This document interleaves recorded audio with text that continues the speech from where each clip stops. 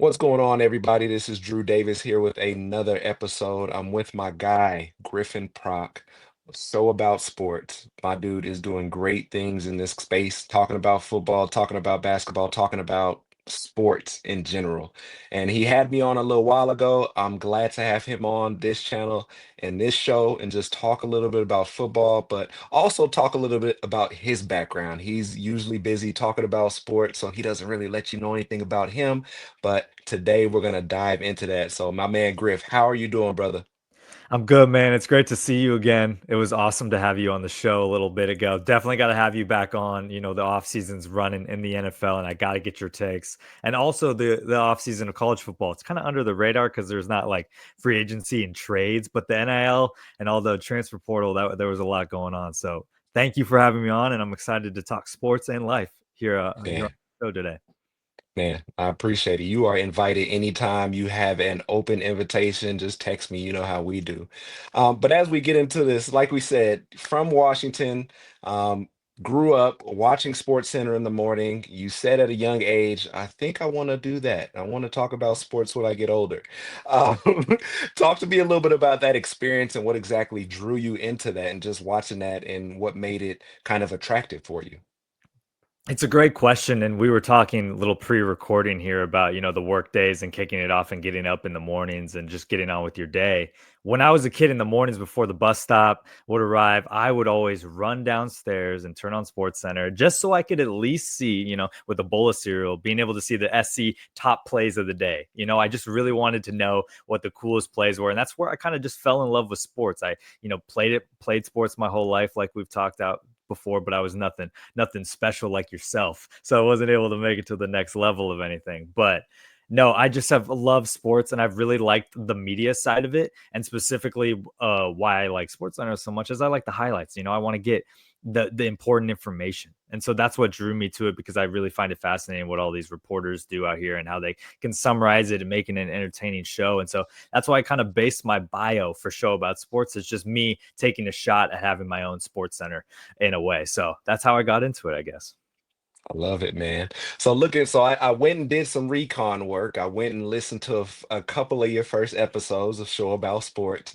And I'm listening and I'm like, yo, this sounds like the same dude that we hear today. Not much different, not much like, you know what I mean? You go back and you look at how you used to do things or when you first got started and you're like, oh man, those are horrible, or I didn't know that, or this part's bad. But one thing I really liked about it, man, you were like really open. Like you stumbled on a couple words there, and you're like, "Oh, what am I doing? I can't speak today." And you kind of made it a fun type thing. Have you gone back and watched or listened to any of your older podcasts? And what kind of grade would you give yourself when you look at it? Oh, it's such a good question, and this question goes into so many things. When I started out, I knew I wasn't going to be able to get anybody like on my podcast. I didn't have a platform before Threads. I started with Threads, and so I knew my first episodes were going to have to be solo, and I just would have to go try it out. And I knew if you knew me as a friend, or if the listeners know me as a friend, and you were around me, I use humor kind of as a way to break stuff down because at the end of the day, sports, it's all entertainment. We're all having a good time. These people are like playing really hard on the field. There's a lot of respect, and it's supposed to be fun. At the end of the day, like wins are great, losses are tough. It's just a story of life. Sports are, and I find it really fascinating. And so I just thought, we're not perfect. A quarterback throws an interception from time to time. I'm going to throw an interception with my words, stumble over it a little bit. I don't know my thoughts. And so to answer your question, I actually don't like to re-listen to my episodes. Funny enough, once I record with you like right now, I would go and edit it. I would just like make sure there's nothing crazy, splice it up, do that, this, but I don't re-listen to the whole conversation I just had with that person. It is up to the world now to decide if they liked what I what I did. But no, I don't like study my tape, if you will. And maybe that's something I should. I mean, ever since I started creating reels, I kind of listen to myself talk a little bit more on video form. But I like to make those more about the others that come on my show, like yourself, that other time. And so, no, I haven't gone back, but it's good to know that it sounds like the same guy. But hopefully it's a little bit better analysis, hopefully, at this point in the journey. Man, you're doing great, bro. I think, and that's what I wanted to ask you because we have a lot of people that are going to listen to this, people that are kind of afraid or a little bit hesitant to go out on that limb and create something and fail or just have it not be good. But that's part of the journey, getting good at it, being able to look back and laugh at yourself and saying, "Oh my God, I didn't know so much. And now I kind of know just a little bit, a little something, like still don't know much, but just a little bit of a little bit." And you said it, you said it. You said, I knew I wasn't gonna get anybody like prominent or just anybody to come join me on this show. I had to build it up. When you talk about that, now you're interviewing a lot of people, and now you got probably I think 59, 60 episodes last time I looked. You started doing this 2 years ago. Like you've had so much growth. And I just want to give kudos to you, man. You've kept at it, you've been consistent, which is one of the biggest things in this world. And so, what advice would you give to anybody who's thinking about doing something similar to you or just jumping into this space?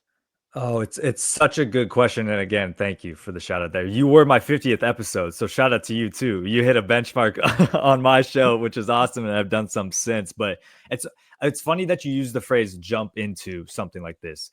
I spoke with somebody about like getting just advice in the sports space this one time, and I just was on a phone call with him, and I was asking him like what makes people successful in this sports industry or in any industry.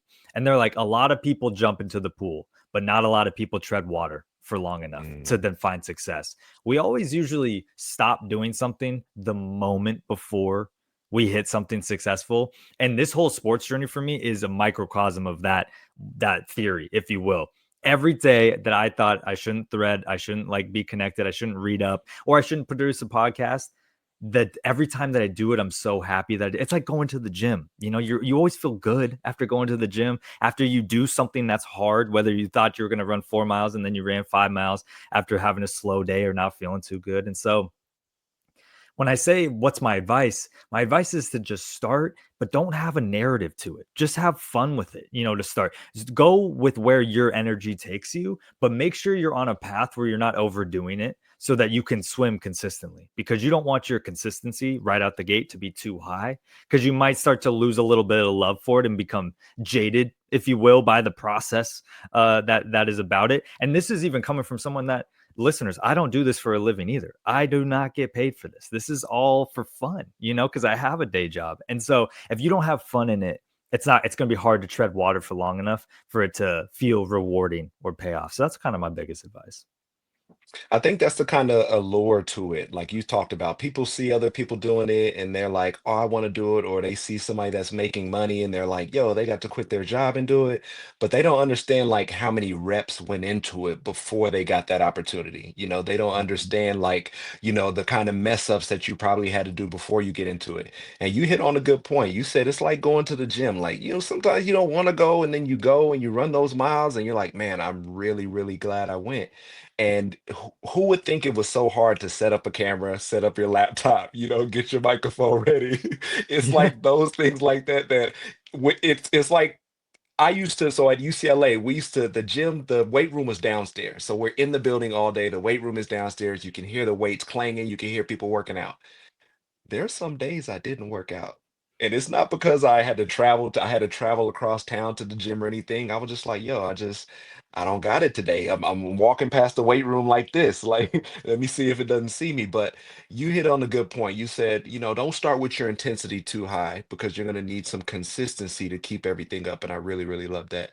So before you even got your show started, what were you doing on that front? Any newsletters, any YouTube, like anything to start out? It's a great question. You know, the phrase like an apple a day keeps the doctor away. It was a thread a day keeps the doctor away from me. That's how I got my start. Shout out to the Threads team. This isn't sponsored or anything, but that's where I got my start. They produced this application.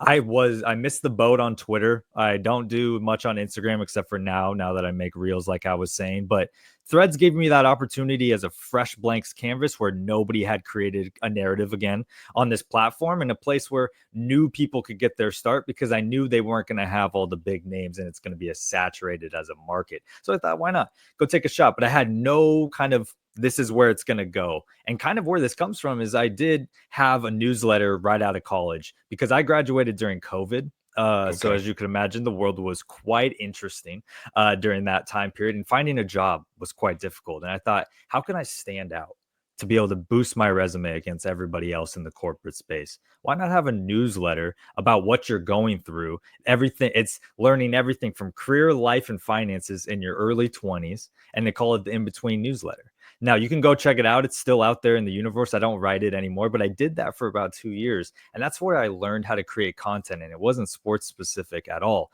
And that's where I kind of honed this skill to be like, I really enjoy doing that, but I don't like talking about career finance stuff as much as I like talking about sports, like we're here today. And so it was kind of a jumping off point to then Threads came along. I started that. I utilized all the subconscious skills I think I learned from doing that podcasting as well. And yeah, that's what got me here today before the podcast. Because you're right, it wasn't just the podcast right out the jump. I had to get an audience to even listen, so I wasn't going to start podcast, then go build a social media following. And I wouldn't even say I've built a massive following quite yet, but I'm on my way. I love how you said not yet. You putting it out there in the universe. You know it's coming. You know it's right around the corner. But that's Yeah. what happens when you do stuff that you're passionate about and that you like. It's really hard to put stuff out there and get one or two likes, especially the thing that you're like, oh, this is going to be real good. I know people are going to love this. And it comes back and it falls flat on its face. And then the thing you create and you're like, oh, this is just one I'm throwing out there. This is just a little piece of bait. And it gets gobbled up like there are piranhas in the water. And you're like, what the heck? Like sometimes you can't really figure out what's going on or what's gonna sell. So, like you said, you gotta put the content out there and you gotta enjoy or like what you're doing because it's gonna make it better for you in the long run to continue doing it when people come and go, when there are slow times like there is now, NFL offseason, but free agencies today. So it's kind of not the argument today.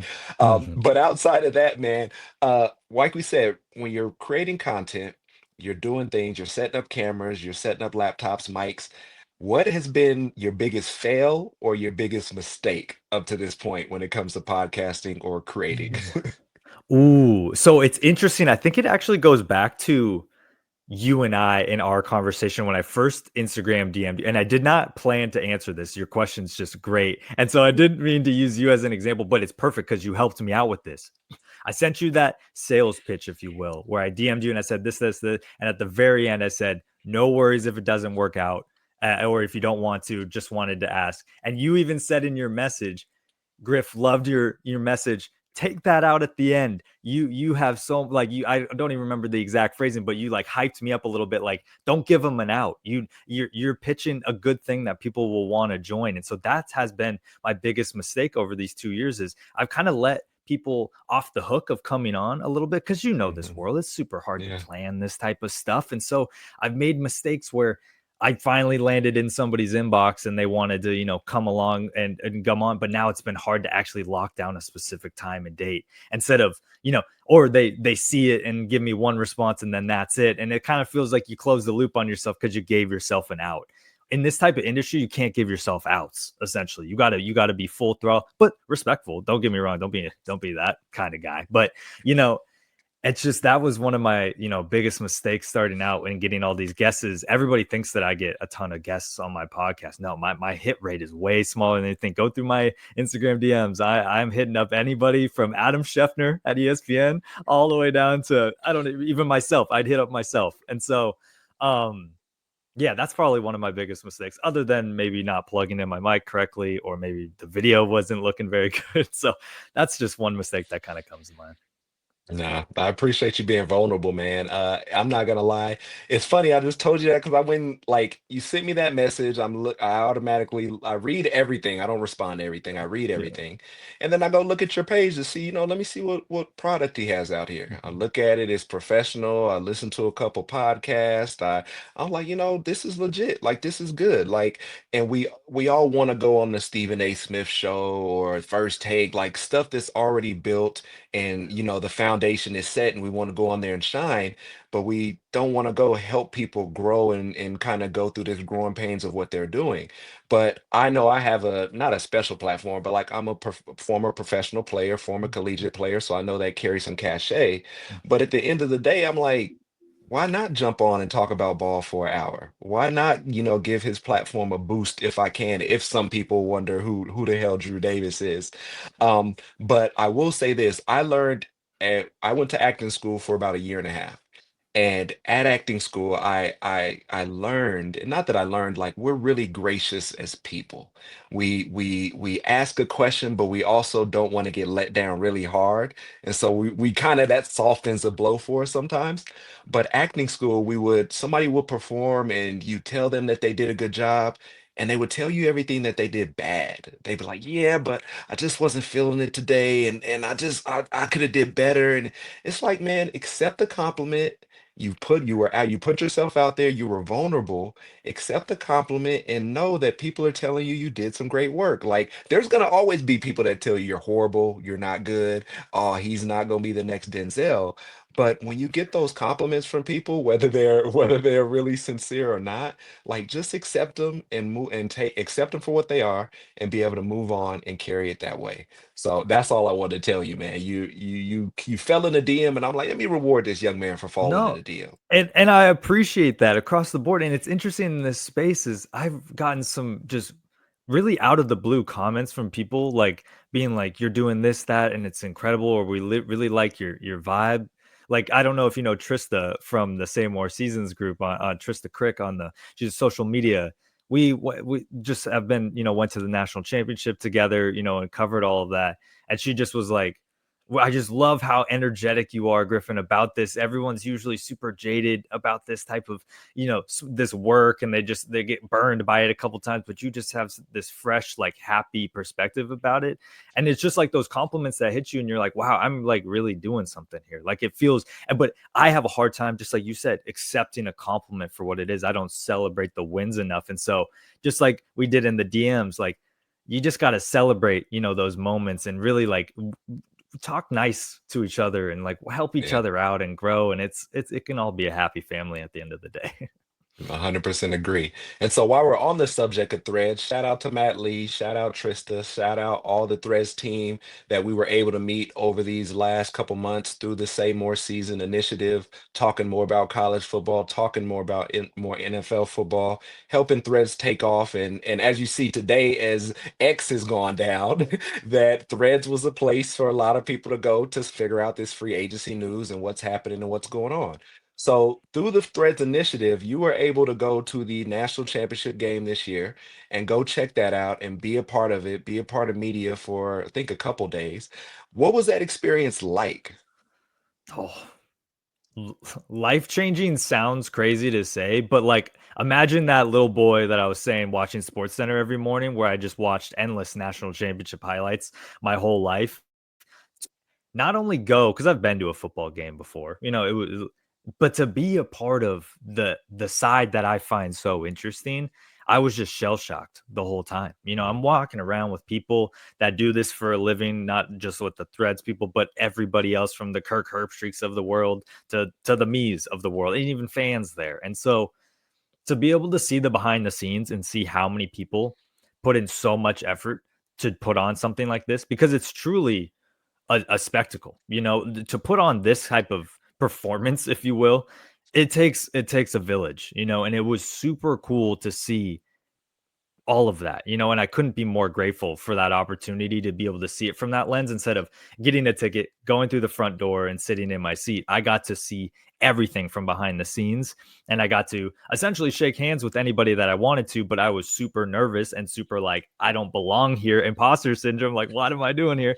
So I felt like my face was just smiling the whole time. That's why I say the Trista comment, because she just was like almost laughing at me, because she's like, Griffin, you're having the best time ever. This is incredible to see. So no, it was awesome. The game was fun, seeing all the things, stepping on an NFL field. I've never done that before, so that was pretty cool to watch warmups. I know how you know how that feels, but to me, my first instinct was the turf feels different than I thought. Like, I just went through everything in my head when you get to experience something as cool as that opportunity.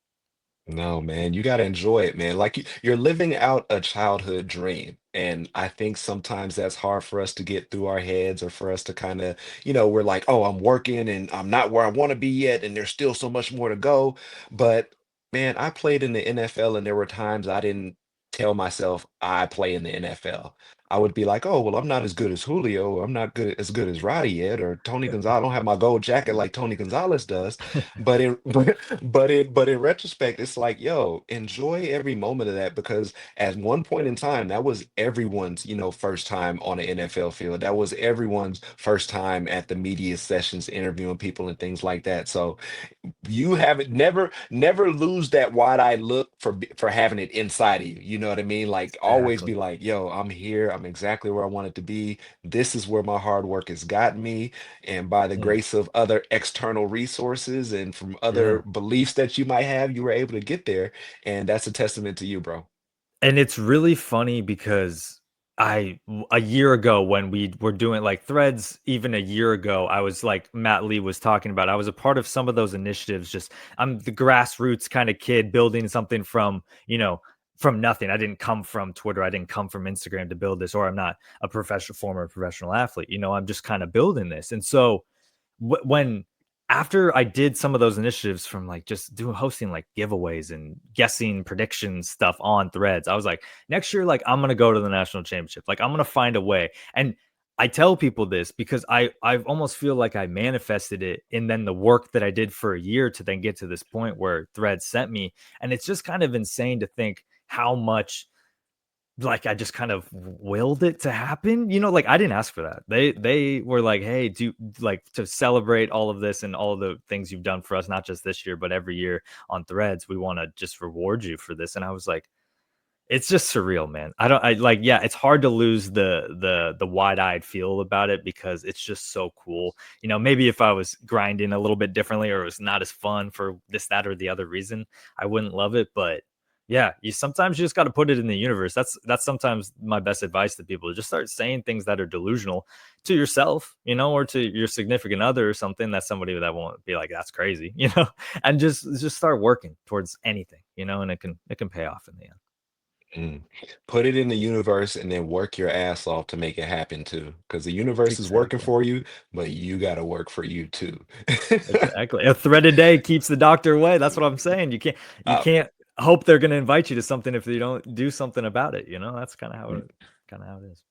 yeah, and you've done that 100%. Staying on that topic, because you brought it up a little bit. You're saying you're on the field and you're around some places with some people you didn't think you should be next to. Have you ever been starstruck or caught by somebody's aura as you've Yeah. been going along this journey? Oh yeah. So I've always had immense respect for college football coaches. They go through a lot. The players. As you guys, you come and go. You're through the system even more nowadays than anything. But coaches are still have this aura about them where they are just like the staple of not the community but the whole program. Especially when you think of a Marcus Freeman or a Ryan Day with how much they mean to the sport, watching them like literally brush my shoulders as they walk by at media days, you just felt a different energy from both of them. It just like not mean, not rude, right? Just like the energy that was around them was in unreal to feel, and I could feel the pressure that they likely felt. And so to be able to listen to them speak to the media, and the sound bites that get clipped are always the one like, how do you feel after losing to Michigan? What are you going to do to bounce back from Northern Illinois' loss? It's always those. But people were asking very normal questions and they were very humble individuals talking about their families, wives, girlfriends, history, etc. And they were just immensely grateful for the opportunity that they could go. So I almost became more starstruck by them to be like, wait, are they somewhat normal people? Is that possible in their space to be normal? Maybe they're just really well PR trained, but you can tell genuineness. You can smell the BS sometimes. I didn't get it from either of those two guys, and their aura really like I was starstruck because I was like, I don't even follow Ohio State and Notre Dame like that. Like I have a cousin that goes to Ohio State, random connection, but that was as of 2 years ago. I didn't care about Ohio State. And so yeah, I'd say those two that kind of they kind of caught my eye in that way. Yeah.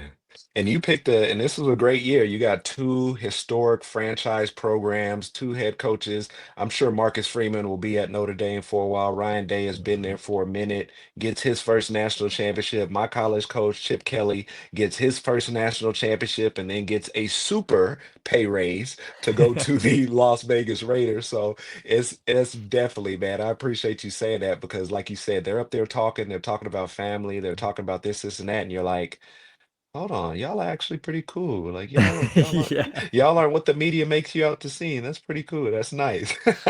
And Chip was pretty cool too. He was at the media days and whatnot. I just he's exactly how I thought he would be, you know. And he just seems like a cool guy, you know. I can get why maybe his sarcasm might go a different direction with some people at times, but I've grown up an Oregon Duck fan, like you know, a lot of alumni in my family, so I got nothing but love for Chip Kelly. Awesome. We appreciate you. Shout out to Coach Chip, man. And then just switching gears. So as we're talking about college football, you grew up in the state of Washington. You went to Wazoo.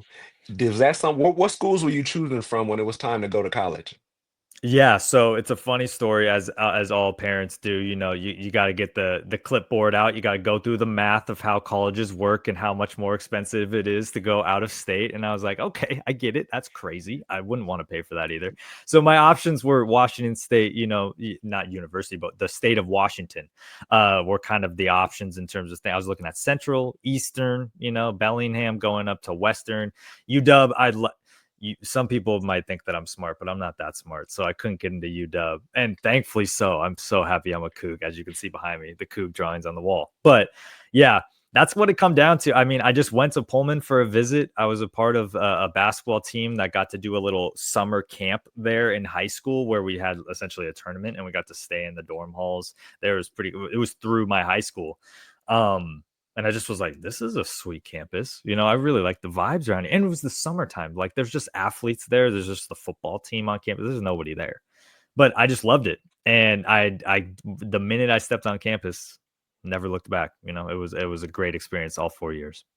Yeah, awesome, man. It's so funny. So you talk about, being up in Washington and anybody that has two schools there know, like, okay, you got to make a choice for one or the other. You might have some Yeah. family background or some friends that all go to one another, and that rivalry that kind of just Mhm. clashes and makes you have to choose. When I got down to my last four schools choosing for college, one of them was UW. And I took a trip out there, loved it.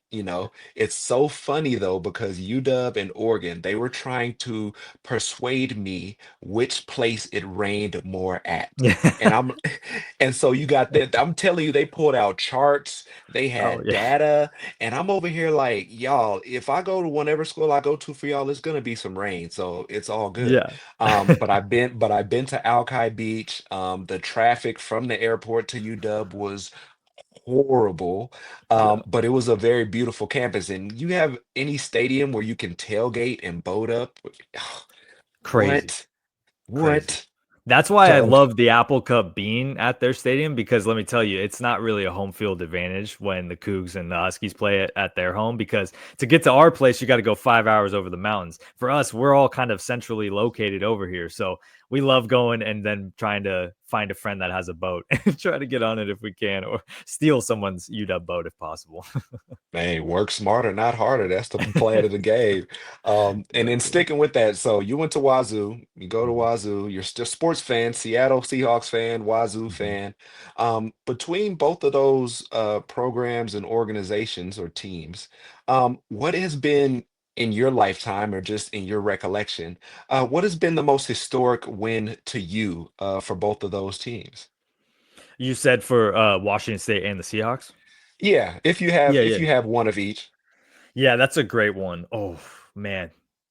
Washington State, it's hard because it felt like every win was so big. But I think the biggest one was when we beat, speaking of the Seahawks, Sam Darnold and USC, when he was at, I got to see that game where they were ranked, I want to say in the top 10. We Mm, were flirting with being ranked, maybe even ranked, but not UFC type ranked. And we beat them at home in Pullman and it just we all stormed the field.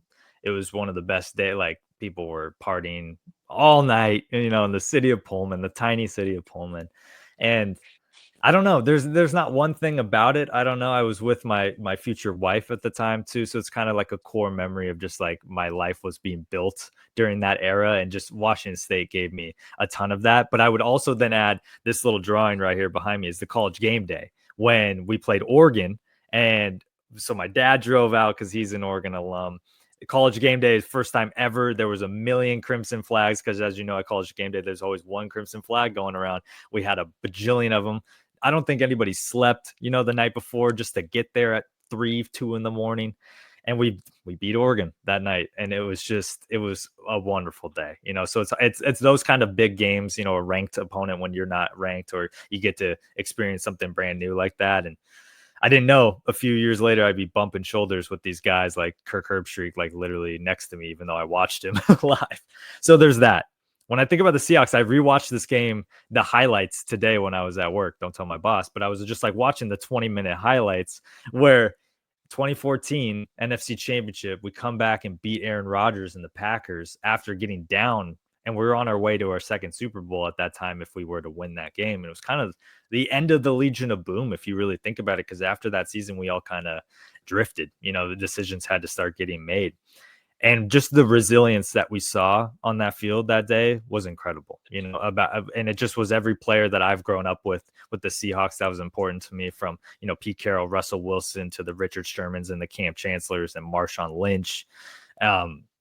Just an incredible game. And we beat like MVP Rodgers. I mean, I know people like to think of Rodgers today, but that's 10 years ago Rodgers. That was Yeah. MVP, almost Super Bowl again Rodgers. And so, yeah, some people like to say like, oh, the first Super Bowl. Like, yeah, we kicked the Broncos butts, like that. It was a great game, but it wasn't like a historic, memorable game. That game Yeah. that next year when we like, you see what you build, and it's almost impressive to two-peat, and instead of anything, you have a lot of respect for them. So that game was pretty big in my mind there.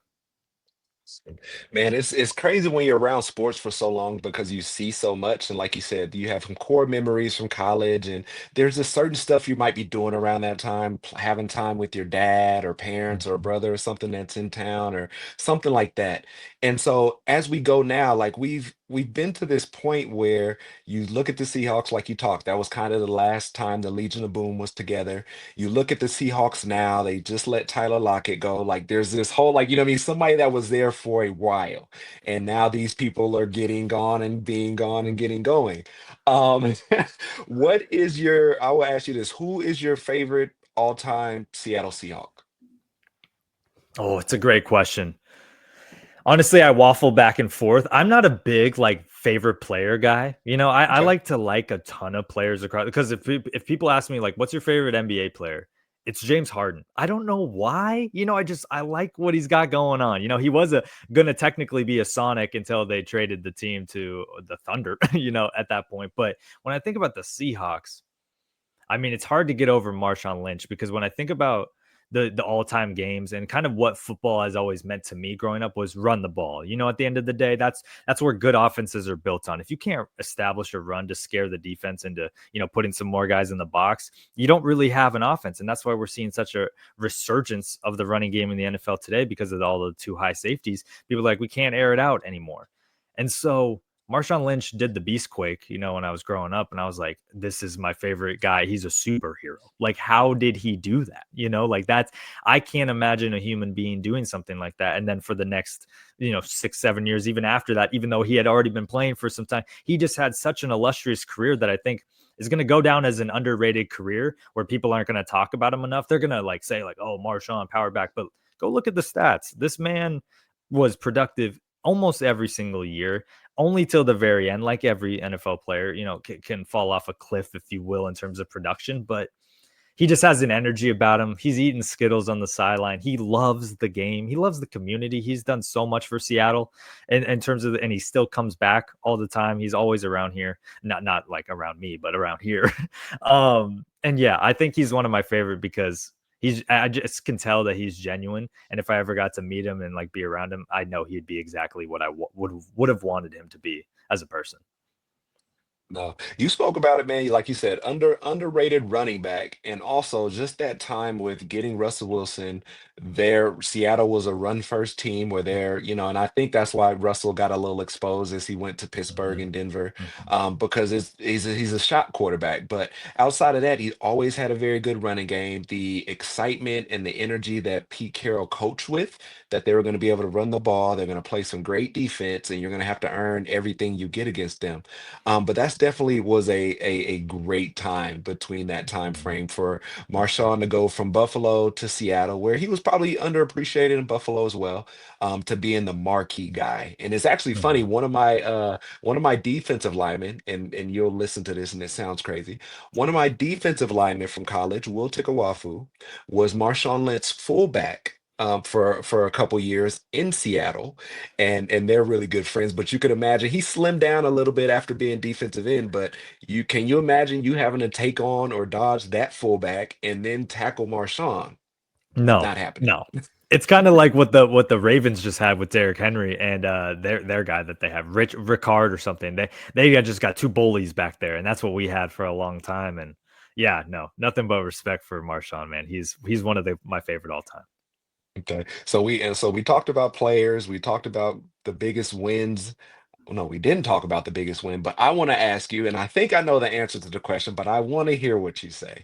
What has been the most heartbreaking loss as a Seattle Seahawks fan?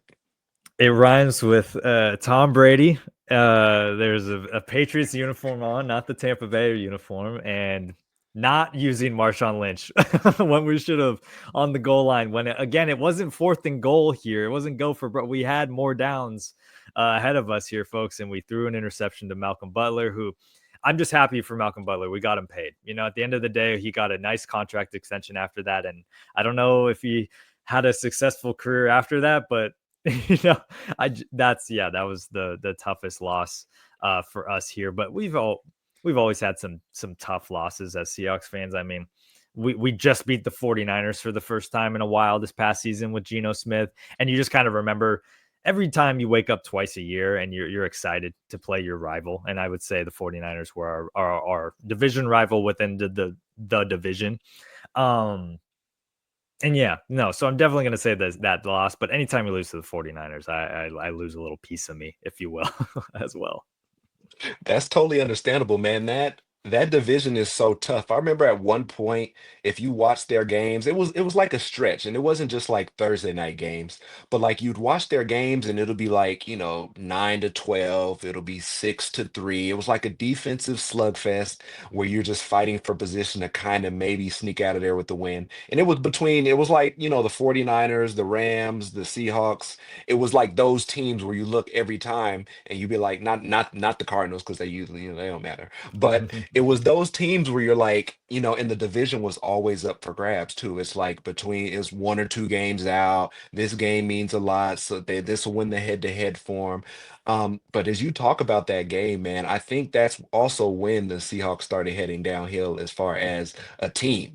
People are looking at them, they're like, if you guys win that, who knows what the next 3 or 4 or 5 years are like as the organization. No, 100%, and it really came down to we had to pay a bunch of people. You know how it is. The Yeah. cap's been going up ever since that year, like it does every year. But we had Pro Bowls everywhere, from Bobby Wagner, Richard Sherman, Cam Chancellor, our whole offensive line. You think of Marshawn, you think of Russ. Like we had we had to capitalize on that. That rookie quarterback deal contract is really important to capitalize on, which is why I'm really excited for the Commanders next year, because they're moving with Jaden Daniels, and I'm excited for a team to take action like that. And so, yeah, it just comes down to it. You got to make business decisions, and unfortunately, we couldn't keep the band together. And yeah, no, I've regrets as a fan, I guess, if you will, on decisions. But John Schneider and Pete Carroll really took care of us for a long time and drafted all those guys. So it's hard to be mad that it just didn't work out and the ball didn't bounce our way at third place. Yep. Got one championship out of it, made it to 2 Super Bowls, got Mhm. some good stuff to talk about for the future with the Seahawks, and hopefully Yeah. they'll be able to get back to it with, some new stuff that's in the works as of today. Maybe we'll see. But outside of that, man, it is so awesome to talk to you. It is I appreciate every second that we get to talk about sports and that we get to connect. Thank you for reaching out and sending that text to me. Any last or parting words to give to any creatives out there, anybody that's working and going for their dreams, anybody that wants to be in this sports stuff? I know it's cliche, and I haven't, as you would say, made it yet, if you will. I don't even know what, like I said, I didn't put a narrative on what I'm working towards, but just start. That's what I always say. Just start paddling around, start like that water metaphor, start swimming around, understanding what's going on, and you'll be surprised how nice people are out there. I know social media can get a hard rap, so when you're going into this space, you really got to put your face forward. So don't take the hard things on the chin as much as you will. I have a hard time with feedback myself. I see those comments and whatnot, but it's the good people like yourself, Drew, and everybody else that keep you going, And so to find a community, just start. And I promise you, even if it's just 4 or 5 likes on something to start, like we just said, sometimes it's just random. It's you strike lightning in a bottle and you just start building momentum. So look out for that type of stuff. And that'd be my advice there. Man, thank you. One thread away, one thread a day away, one thread a Exactly. day, you can get there. Once again, Exactly. man, that is Griffin Prock. Thank you for joining me. Show About Sports. Check it out on any platform with podcasts. I'm sure it's on Spotify, everything like that. Check him out on Instagram. Check him out on Threads. He's a little bit more active on Instagram now, like he said, with the threads. But outside of that, I'm glad to sit here and talk with you, and we will holla at you guys next time. Take care.